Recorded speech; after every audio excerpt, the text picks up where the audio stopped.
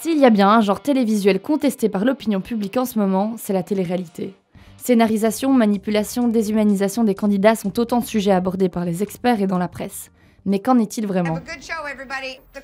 La série américaine Unreal tente de répondre à ces questions en nous plongeant dans l'univers glaçant d'une de ses émissions. On y découvre des producteurs prêts à tout pour faire de l'audience.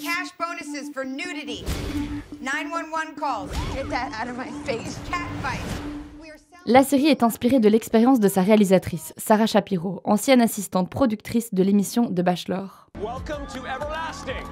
Dans Unreal, on est plongé dans les coulisses de la télé-réalité. Le principe est simple, de jolies candidates aux motivations différentes tentent de gagner les faveurs d'un riche héritier anglais. On y suit Rachel, une assistante de terrain, passée pro dans la manipulation et les magouillages hors caméra.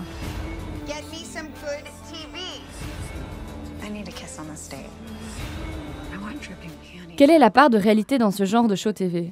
Frédéric Antoine, professeur à l'UCL en médias et communication, nous éclaire sur la question. Il est bien clair que à partir du moment où on veut construire une dramaturgie et donc avoir des tensions, c'est à partir du moment où on crée les tensions qu'on peut arriver à avoir un résultat. Mais c'est de nouveau, c'est une mécanique liée à l'objectif qu'on veut avoir. On n'est pas là pour reconstituer une réalité qui serait bisounours, quoi. Donc, on est là pour créer quelque chose qui n'est pas la réalité. Donc, par conséquent, si on utilise des personnages réels, on va les mettre en situation où ils vont sortir de leur propre réalité.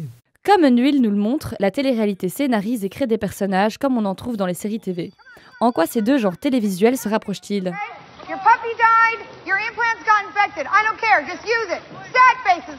Les mécaniques sont les mêmes. Le fait qu'il y ait une dramaturgie, le fait qu'il y ait des personnages, le fait qu'il y ait des rebondissements, le fait qu'il y ait une écriture qui crée des pics dramatiques à des moments donnés, qui amène le retour du spectateur suite à la suite du pic dramatique. Comme vous l'avez compris, la télé-réalité et les séries ont beaucoup en commun. Mais n'oublions pas que dans les télé-réalités, nous sommes face à des personnes réelles.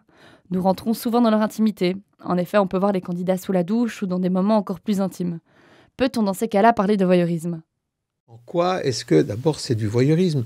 En quoi est-ce que, parce qu'on assiste à cet événement, dont chacun des participants sait qu'il est filmé, on est bien en train de découvrir quelque chose que personne ne voulait montrer. Le voyeurisme, c'est ça. C'est d'assister à quelque chose que les gens qui le produisent, qui le vivent, ne voulaient pas qu'il soit visible à l'extérieur.